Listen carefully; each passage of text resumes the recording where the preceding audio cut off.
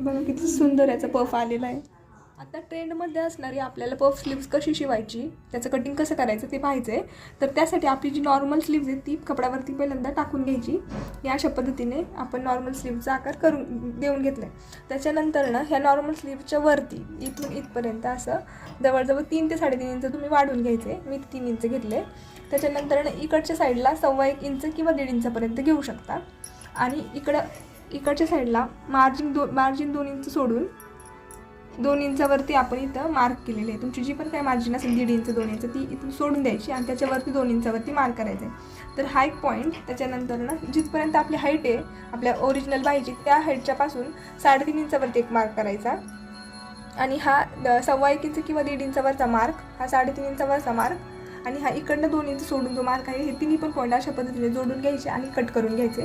नंतर इथून इथपर्यंत आपल्या सगळ्या ही आपण बाहीची कटिंग करून घेतलेली आहे. आता त्याच्यानंतर आपण इथून 3 इंचावरती ही खून केली होती हाईटच्या तिथे, ओरिजिनल जी हाईट आहे आपली तिथे ही खून केलेली. इथून आपल्याला कट द्यायचा एक छोटासा.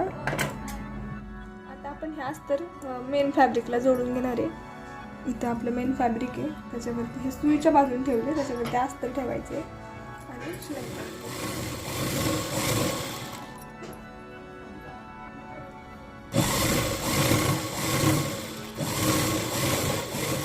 सिंगल टिप मारून घेतलेली आहे. आता नंतर इथे एक दाब टिप मारून घ्यायची. या साईडला इथे एक दाब टिप मारून घ्यायची आपल्याला.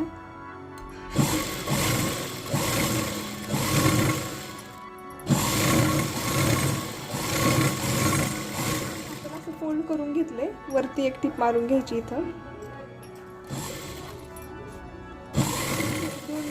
आपण कट देऊन घेतली इथून तर इथपर्यंत आपल्याला प्लेट्स मारून घ्यायचे ते. तर ह्या प्लेट्स इकडनं इथपर्यंत येतील मध्यापर्यंत आणि इकडनं इकडच्या साईडला येतील प्लेट्स.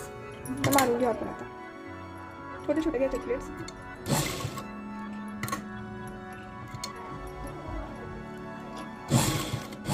पहा आता इकडनं आपण 5 प्लेट्स टाकल्यात छोटे छोटे आणि इकडनं 5 प्लेट्स टाकल्यात. ह्या अशा पद्धतीने आपली स्लीव्स तयार झाली.